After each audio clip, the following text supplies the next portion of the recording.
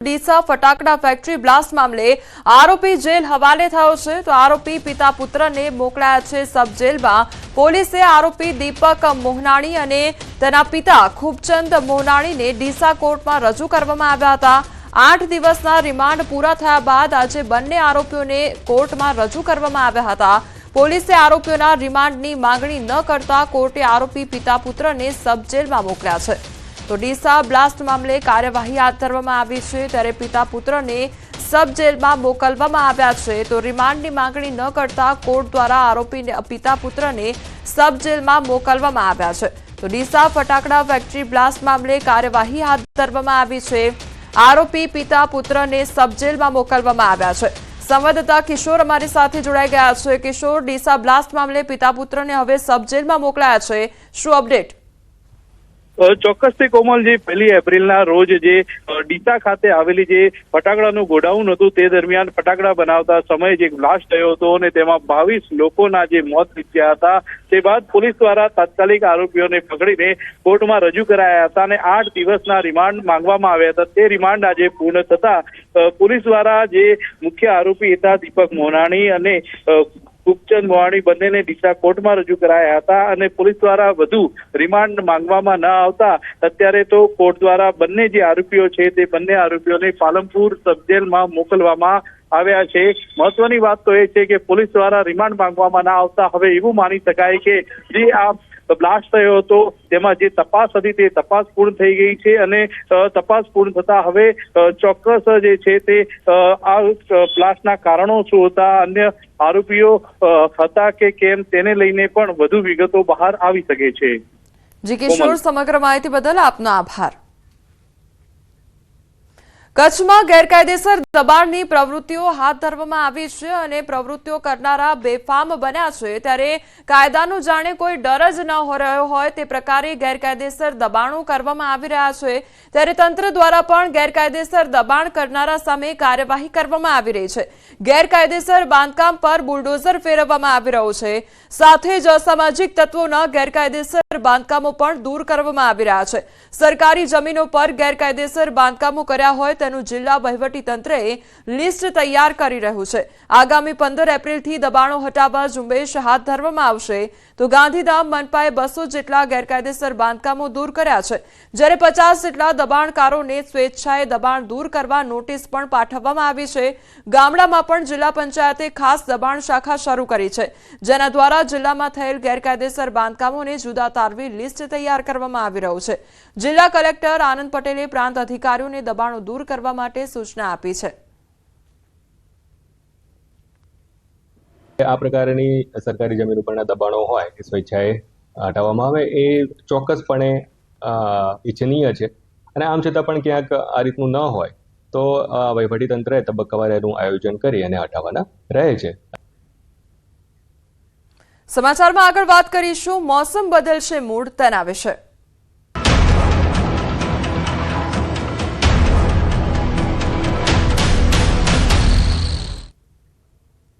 આજથી ગરમીમાંથી આંશિક રાહત મળશે। ગરમીને લઈને હવામાન વિભાગ દ્વારા આગાહી કરવામાં આવી છે। વેસ્ટર્ન ડિસ્ટર્બન્સના કારણે તાપમાન ઘટશે તો 2 થી 3 ડિગ્રી તાપમાનમાં ઘટાડો થશે। અમદાવાદમાં 43.3 ડિગ્રી તાપમાન નોંધાયું છે અને સૌથી ગરમ શહેર રહ્યું છે અમદાવાદ શહેર। ગાંધીનગરમાં 43.2 ડિગ્રી જ્યારે રાજકોટમાં 43 ડિગ્રી તાપમાન નોંધાયું છે। આ તરફ અમરેલીમાં 42.8 ડિગ્રી તાપમાન નોંધાયું છે તો કંડલામાં 42.6 ડિગ્રી તાપમાન નોંધાયું છે। આ તરફ અમદાવાદ શહેર સૌથી ગરમ શહેર રહ્યું છે પરંતુ આગામી સમયમાં તાપમાનમાં ઘટાડો થશે તે પ્રકારની આગાહી કરવામાં આવી છે। 2 से 4 डिग्री की गिरावट अगले 3 दिनों में रहेगी। उसके बाद फिर उत्तरोत्तर वृद्धि होगी 2 से 3 डिग्री की मैक्सिमम टेम्परेचर। जो कोस्टल के लिए हमने दिया है तो कोस्टल में डे 1 के लिए हॉट ह्यूमिड वेदर की एक्सपेक्टेड है both Gujarat coast, north Gujarat और साउथ गुजरात।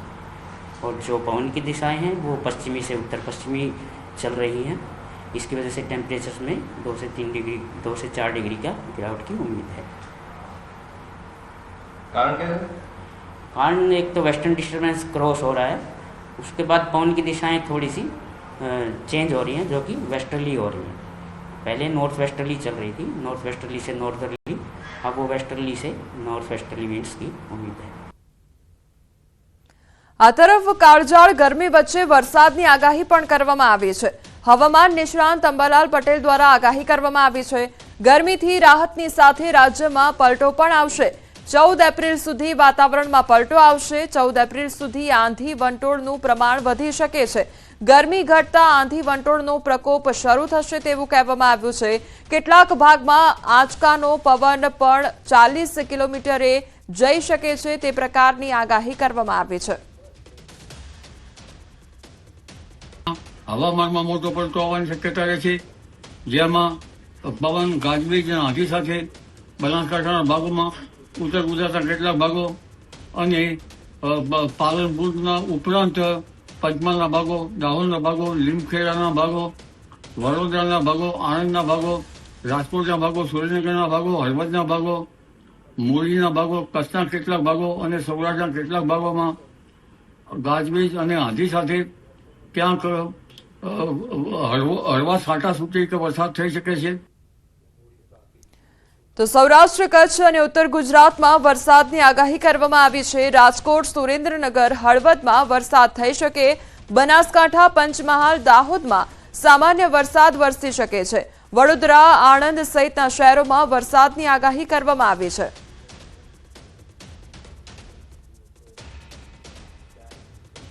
ચૌદમાં હવામાનમાં પણ ઘણો પલટો આવશે।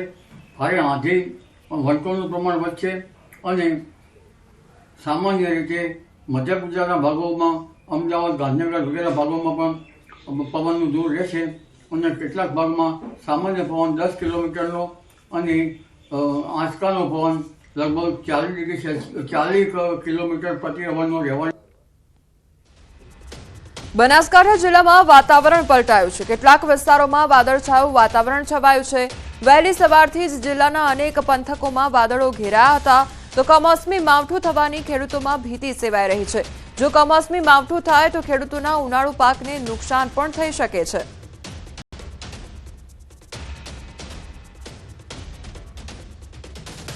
આ તરફ જામનગરમાં ભર ઉનાળે ડેમમાંથી પાણી છોડવામાં આવ્યું છે અને ઊંડ એક ડેમમાંથી પાણી છોડવામાં આવ્યું છે।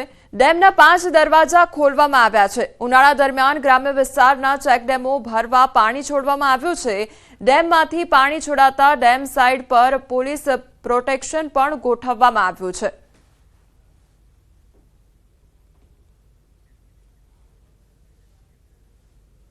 અરવલ્લીમાં યુવતીના મોતનું રહસ્ય ઘૂંટાયું છે। બાયડમાં યુવતીના મોત મામલે આક્ષેપ કરવામાં આવી રહ્યા છે। યુવતીના પરિવારે ન્યાયની માંગણી કરી છે। યુવતીના પિતાએ જણાવ્યું છે કે મારી દીકરી આપઘાત ન કરી શકે। મહત્વનું છે કે અમદાવાદમાં યુવતી MBBS નો અભ્યાસ કરતી હતી। હોસ્ટેલની રૂમમાં તેનું ગળે ફાંસો ખાધેલી હાલતમાં મૃતદેહ મળી આવતા પરિવારજનોએ ન્યાયિક તપાસની માંગ ઉઠાવી છે। વિદ્યાર્થીનીના પરિવારજનોએ પોલીસની કામગીરી સામે ગંભીર આક્ષેપ લગાવ્યા છે। પરિવારની ગેરહાજરીમાં મૃતદેહ કેમ ઉતાર્યો જેવા ગંભીર સવાલો ઉભા કર્યા છે અને ન્યાયિક તપાસની માંગ કરવામાં આવી છે।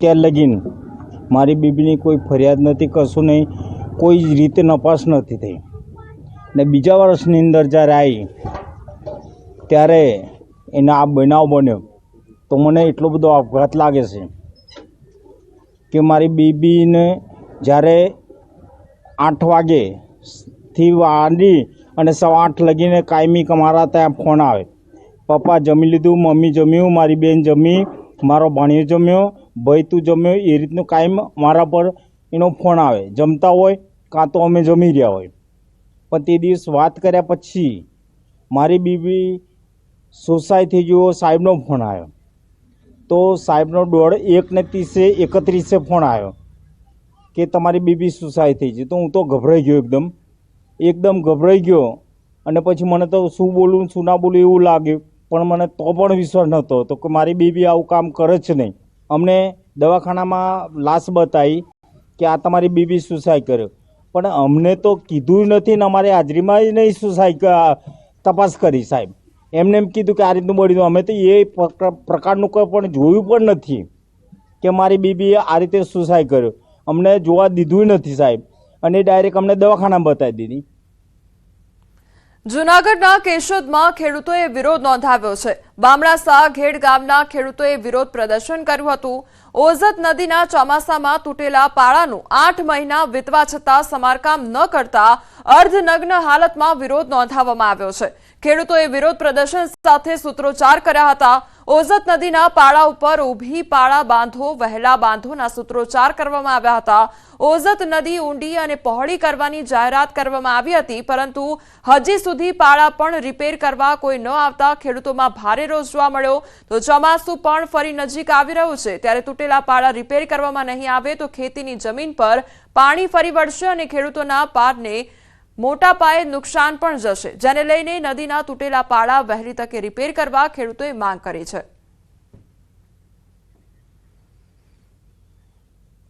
મુખ્યમંત્રી ભૂપેન્દ્ર પટેલ આજે જૂનાગઢ જિલ્લાના પ્રવાસે છે. વિસાવદરમાં મુખ્યમંત્રીએ માર્કેટિંગ યાર્ડમાં વિવિધ વિકાસ કામોનું લોકાર્પણ કર્યું.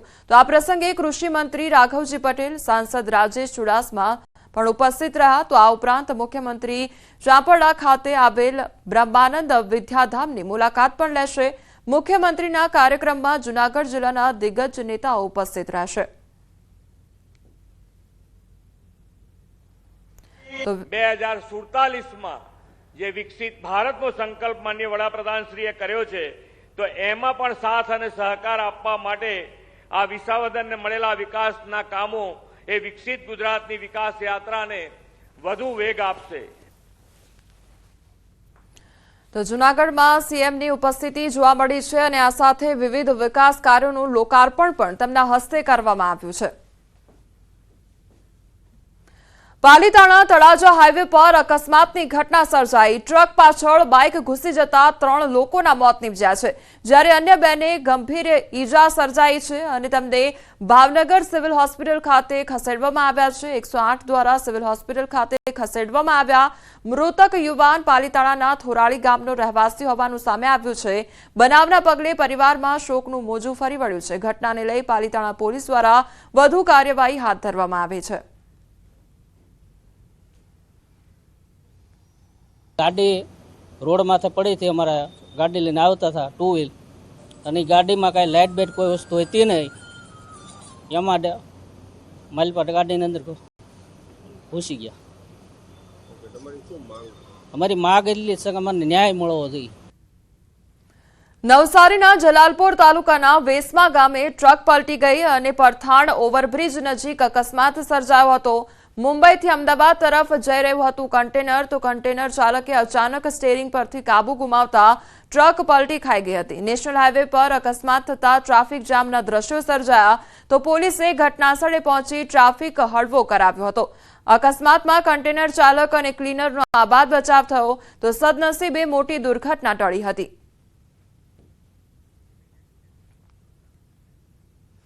વડોદરામાં મારામારી મામલે પોલીસની કાર્યવાહી હાથ ધરવામાં આવી છે. વિડીયો વાયરલ થતા પોલીસે કાર્યવાહી કરી મારામારી કરનાર યુવકોની અટકાયત કરવામાં આવી છે. સોમા તળાવ પાસે ગલ્લા પર મારામારી થઈ હતી. મોડી રાત્રે 1 વાગે યુવકોએ તોફાને ચડી ટેબલો ઉછાળ્યા હતા. સિગરેટના પૈસા આપવા બાબતે તકરાર થઈ હોવાનો ખુલાસો થયો છે. પોલીસે પગલાં લીધા બાદ તોફાનીઓની શાન ઠેકાણે આવી ગઈ. યુવકોએ કાન પકડી કહ્યું, મારામારી કરી એ અમારી ભૂલ હતી, હવે પછી અમે કાયદાનું પાલન કરીશું, ફરી ક્યારેય આ પ્રકારની ભૂલ નહીં થાય.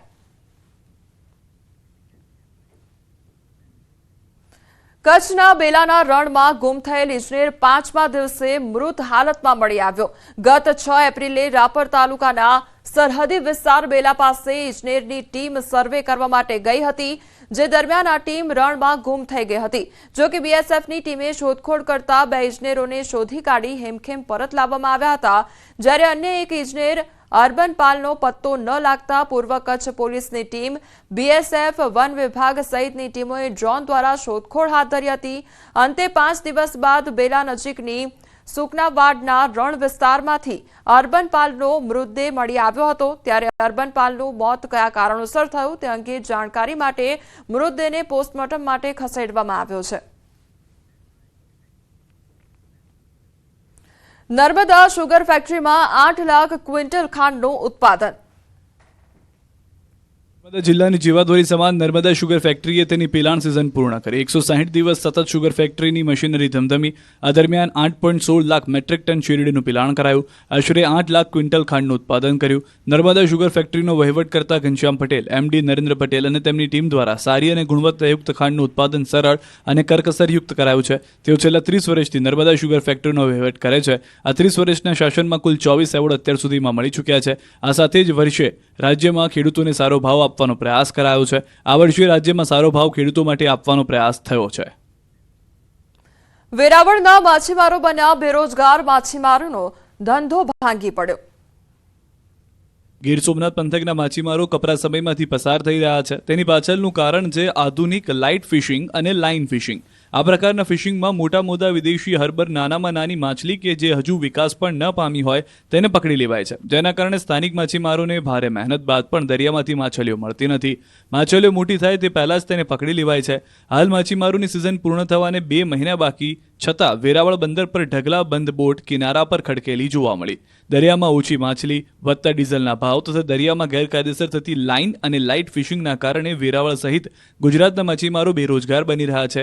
હાલ સ્થિતિ એ છે કે 4 થી 5 લાખનો ખર્ચ કર્યા બાદ પણ બોટ ફિશિંગ કરી દરિયામાંથી પરત આવે ત્યારે 2 થી 3 લાખની માછલીઓ મળી શકે છે, જેના કારણે દરેક બોટ માલિકોને 1.5 થી 2 લાખની નુકસાની ભોગવવી પડી રહી છે. જ્યારે દરિયામાંથી પરત આવ્યા બાદ દરિયાઈ માછલીને બજારમાં લઈ જાય તો ત્યાં યોગ્ય ભાવ મળતા ન હોવાથી પણ છેલ્લા કેટલાક વર્ષોથી માછીમારો માટે ચિંતાનો વિષય બન્યો છે. ત્યારે સરકાર દ્વારા લાઇન ફિશિંગ અને લાઇટ ફિશિંગને જે ગેરકાયદેસર છે તેને કડકાઈથી બંધ કરવામાં આવે તેવી માછીમારો માંગ કરી રહ્યા છે. રાણપુરના જાડીલા ગામને મળી નવી ગ્રામ પંચાયત. એનઆરઆઈએ ગામને આપી ભેટ. રાણપુર તાલુકાના જાડીલા ગામને મળી છે નવી ગ્રામ પંચાયત. આ નવી ગ્રામ પંચાયત મૂળ જાડીલા ગામના વતનીને હાલ અમેરિકામાં વસતા એનઆરઆઈએ સ્વખર્ચે બનાવડાવી છે. એનઆરઆઈ જગદીશભાઈએ પોતાના સ્વર્ગસ્થ પિતાની માદરે વતનમાં યાદગીરી જળવાઈ રહે તે માટે આ ગ્રામ પંચાયત બનાવડાવી છે. 34 લાખની માતબર રકમના ખર્ચે સરપંચ રૂમ, તલાટી room, computer room, conference room, guest room, kitchen waiting room, attach shower સાથેના બાથરૂમ સહિતની સુવિધા સાથે સજ્જ કચેરી બનાવી ગામને અર્પણ કરી છે. સાથે જ તેમના પિતાના સ્ટેચ્યુનું પણ અનાવરણ કરાયું, જેમાં મોટી સંખ્યામાં ગ્રામજનો ઉપસ્થિત રહ્યા. દાતા પરિવારનું કરાયું સન્માન. સમાચારોમાં આગળ વધીએ તે પહેલા રોકાઈશું એક બ્રેક માટે.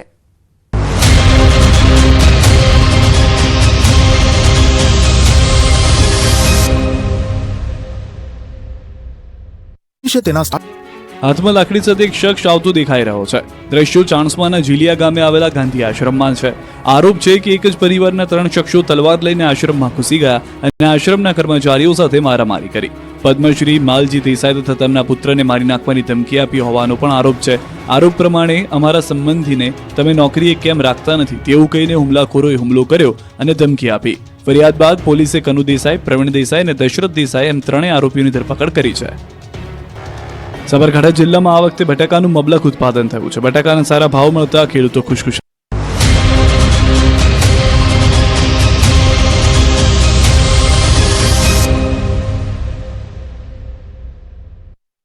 બ્રેક બાદ આપનું સ્વાગત છે. અને સમાચારો પર નજર કરીએ તો પાટણ ઉત્તર ગુજરાત યુનિવર્સિટીનો વધુ એક છબરડો સામે આવ્યો હોવાનો આક્ષેપ મૂકવામાં આવ્યો છે.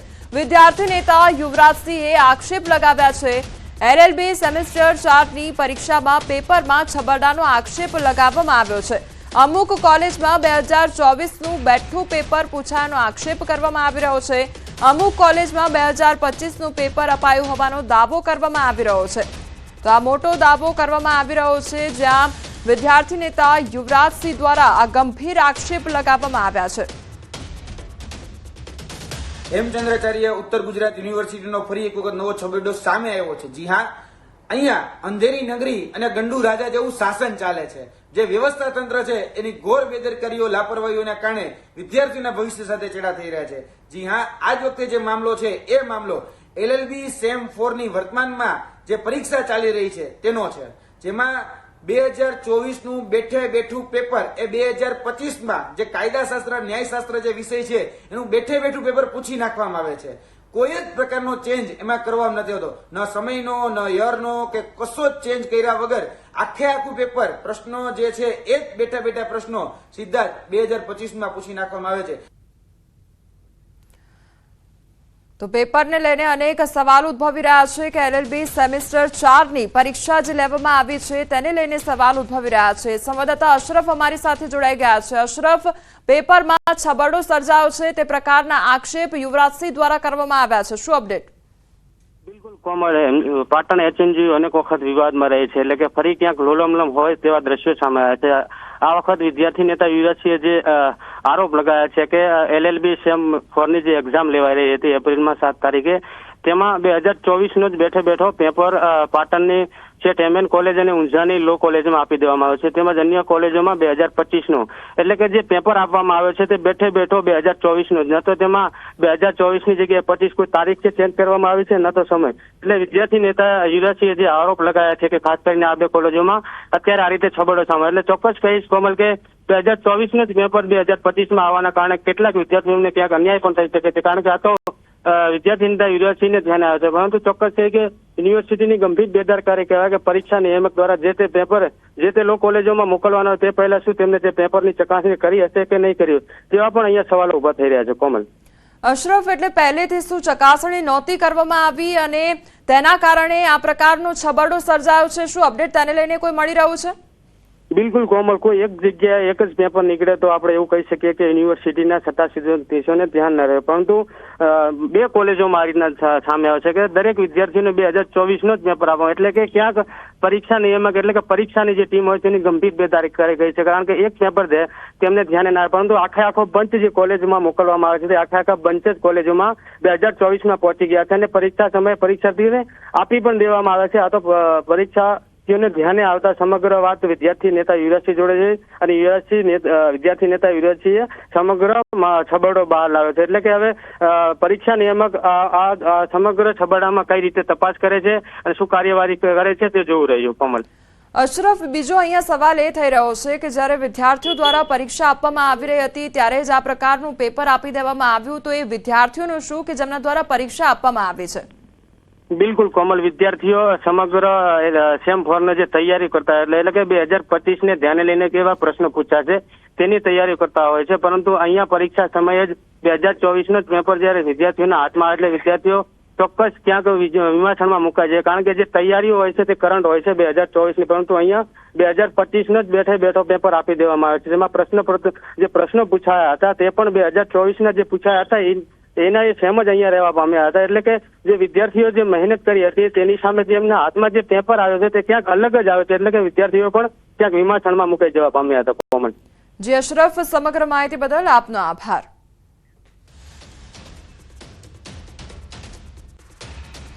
ભગવાન માધવરાયજી અને રૂકમણીજીના વિવાહની વિધિ સંપન્ન થયા બાદ ભગવાન માધવરાય રૂકમણી સાથે વાજતે ગાજતે માધવરાયજીના નિજ મંદિરે પહોંચ્યા હતા। દર વર્ષે ચૈત્ર મહિનામાં આ લગ્નની આબેહૂબ ઉજવણી કરવામાં આવે છે। આ ઉજવણીની સાથે સાથે માધવપુરમાં લગ્નની ખુશીમાં મેળાનું પણ આયોજન કરવામાં આવે છે। રામનવમીથી યોજાતા આ મેળાના ચોથા દિવસે એટલે ચૈત્ર સુદ 12ના રોજ ભગવાન માધવરાયજીના રૂકમણીજી સાથે વિવાહનો પ્રસંગ ઉજવવામાં આવે છે। આ પ્રસંગ ઉજવાઈ ગયા બાદ રાત્રિના ભગવાન માધવરાય અને માતા રૂકમણીજી યુગલ સ્વરૂપે માધવપુરના મધુવન સ્થિત રૂકમણીના મંદિરે રોકાયા હતા। ગામ એટલું હિલોડે ચડે, ઘરે ઘરે અમારા ગામની અંદર લાપસીના આંધણ થાય, ઘરે ઘરે કેમ લગ્ન માહોલ હોય, ગુલાલની છોડો ઉડે, બાર ગામથી હજારો મહેમાનો પોતપોતાના ઘરે બધાને ત્યાં આવેલા હોય મેળો કરવા, ખાસ મુંબઈથી ને ક્યાંયથી લોકો રજા લઈને પણ આવે, અને એ ધામધૂમથી જ્યારે આવે ને તો 10 વાગે મધુવનથી આરંભ થાય, એ એટલા દાંડિયા રાસને નાચતા કૂદતા હજારો મણ ગુલાલોની છોડો વચ્ચે માધવરાય મંદિરે પહોંચે ને તો સાંજના 4 વાગે। પવિત્ર યાત્રાધામ બહુચરાજી શક્તિપીઠ માં બહુચરના મંદિરે ચૈત્રી પૂનમનો ત્રિદિવસીય મેળાનો શુભારંભ થયો। મહેસાણા કલેક્ટર અને સ્થાનિક ધારાસભ્ય દ્વારા આ મેળાનું ઉદ્ઘાટન કરવામાં આવ્યું હતું। 10 એપ્રિલથી 12 એપ્રિલ દરમિયાન આયોજિત ચૈત્રી પૂનમના મેળામાં મોટી સંખ્યામાં જનમેદની ઉમટી પડી છે અને દર્શનાર્થે આવતા ભક્તો માટે પણ તમામ વ્યવસ્થાઓ કરી દેવામાં આવી છે। સાથે જ બહુચરાજી મેળામાં વહીવટી તંત્ર દ્વારા સાંસ્કૃતિક કાર્યક્રમોનું આયોજન કરવામાં આવ્યું છે। ચૈત્રી પૂનમના દિવસે તમામ શ્રદ્ધાળુઓને ભોજન પ્રસાદ વિના મૂલ્ય આપવામાં આવશે અને અહીં લોકોના આરોગ્યને ધ્યાનમાં રાખી આરોગ્યલક્ષી સેવાઓ પણ ઊભી કરવામાં આવી છે। અને આવનારા જે લોકો છે વિવિધ રસ્તા ઉપરથી આવે છે, માની લો કે સુરેન્દ્રનગર જિલ્લા તરફથી આવતા હોય, અમદાવાદ તરફથી આવતા હોય, મહેસાણા તરફથી આવતા હોય, તો જ્યારે આવે હીટવેવનો એક તો સમય ચાલી રહ્યો છે ત્યારે તમામની આરોગ્યની સેવાઓ જળવાય એને આપણે પ્રાધાન્ય આપ્યું છે. સાથે સાથે ટ્રાફિકની સમસ્યા કોઈ ના ઉદ્ભવે, લોકોનું આરોગ્ય જળવાઈ રહે, સાફ સફાઈ પણ જળવાઈ રહે, ટ્રાફિકના કોઈ પ્રશ્નો ના આવે, યાત્રિકોને વિનામૂલ્યે ભોજન મળે, આરામ મળે, આરોગ્યની સગવડતા મળી રહે એવી વ્યવસ્થા તંત્ર તરફથી કરવામાં આવી છે. ખાસ કરીને ઉનાળો છે, ગરમીનું વધારે પ્રમાણ હોવાથી અહીંયા મંડપમાં ફવારા સિસ્ટમ પણ રાખવામાં આવી છે. એનાથી ગરમી ઓછી લાગે, માના દર્શન શાંતિથી દર્શન થાય. શક્તિપીઠ અંબાજીમાં સૌપ્રથમ વખત ત્રિદિવસીય રાષ્ટ્રીય મહિલા આર્ચરી સ્પર્ધાનો શુભારંભ કરવામાં આવ્યો હતો. મુખ્યમંત્રી ભૂપેન્દ્ર પટેલ દ્વારા આર્ચરી સ્પર્ધાનો શુભારંભ કરવામાં આવ્યો હતો, જેમાં એનપીટીસી ખેલો ઇન્ડિયા નેશનલ રેન્કિંગ અને વિમેન્સ આર્ચરી ટુર્નામેન્ટમાં દેશભરના 28 રાજ્ય અને 8 કેન્દ્રશાસિત પ્રદેશોમાંથી 500 ઉપરાંત મહિલાઓએ ભાગ લીધો હતો. દેશભરમાંથી 18 યુવતીઓએ પોતાના રાજ્યનું નામ રોશન કર્યું છે. સિનિયર કેટેગરીમાં 6 ગોલ્ડ મેડલ, જુનિયર કેટેગરીમાં 6 સિલ્વર મેડલ અને સબ જુનિયર કેટેગરીમાં 6 બ્રોન્ઝ મેડલ મેળવ્યા છે, જેમને બનાસકાંઠાના મહિલા આઈપીએસ અધિકારી સુમન નાલાના હસ્તે મેડલ આપવામાં આવ્યા. સાથે જ વિજેતા પ્રાપ્ત કરેલા યુવતીઓને શુભેચ્છા પાઠવવા સાથે સરકાર દ્વારા નિયત કરાયેલા રોકડ રકમના ચેક પણ અર્પણ કરવામાં આવ્યા. पहले तो मैं कॉन्ग्रेचुलेट करना चाहूँगी गवर्नमेंट ऑफ गुजरात को और sports authority of Gujarat and tourism department along with NTPC कि इतना शानदार जो है नेशनल वुमेन आर्चरी कंपटीशन पहली बार अंबाजी में इन्होंने ऑर्गेनाइज कराया है और बहुत ही सीमलेस गया है. 400 से ज़्यादा यहाँ पार्टिसिपेंट्स आए हैं. उनके रहने का, खाने पीने की व्यवस्था सरकार ने की है और सेफ्टी और सिक्योरिटी का ध्यान पूरा पुलिस ने रखा है और बहुत ही सक्सेसफुली ये हुआ है. पूरी एनआरटी में गुजरात में मैंने गोल्ड मेडल जीता है, जिसकी मुझे बहुत खुशी है. यहाँ पे बहुत ही अच्छा इनिशिएटिव लिया गया था गवर्नमेंट की तरफ से. बहुत ही अच्छे लेवल पे एक टूर्नामेंट करवाया गया था जिसमें हमें कैश अवार्ड्स भी दिए गए. मैं चाहती हूँ कि ऐसे ही टूर्नामेंट और भी होते रहे ताकि लड़कियों को और अपॉर्चुनिटी मिलती रहे. વિશ્વ હોમિયોપેથી દિવસ 2025ની ગાંધીનગરમાં ઉજવણી થઈ અને આ પ્રસંગે મુખ્યમંત્રી ભૂપેન્દ્ર પટેલે કહ્યું કે રોગને જડમૂળથી નાબૂદ કરવાનો હોમિયોપેથીમાં ગુણ છે. વ્યક્તિના તન, મન અને આરોગ્ય સારું કરવામાં હોમિયોપેથી મહત્વનું છે અને આ જ હોમિયોપેથીને પીએમ મોદીએ નવી દિશા આપી છે. સૌની સુખાકારી માટે સૌને પોસાય તેવું આ હોમિયોપેથીને નવું બળ આપવામાં આવ્યું છે. હોમિયોપેથીનો વ્યાપ વધે તે માટે ઘણા સુધારા કરવામાં આવ્યા છે. નવા રચાયેલા આયુષ મંત્રાલયના લીધે નવા સીમાચિહ્નો પ્રાપ્ત કર્યા છે અને ગુજરાતે આવી વૈકલ્પિક સારવાર માટે એક આધાર ઉભો કર્યો છે. તો આયુષ મંત્રાલયના લીધે જે નવા જે સીમાચિહ્નો રચાયા છે તે વિશે પણ સીએમ દ્વારા વાતચીત કરવામાં આવી છે. તો આજે વિશ્વ હોમિયોપેથી દિવસની ઉજવણી કરવામાં આવી રહી છે અને રોગને જડમૂળથી નાબૂદ કરવા માટેની જે કામગીરી થઈ રહી છે તે વિશે પણ સીએમ દ્વારા વાતચીત કરવામાં આવી છે.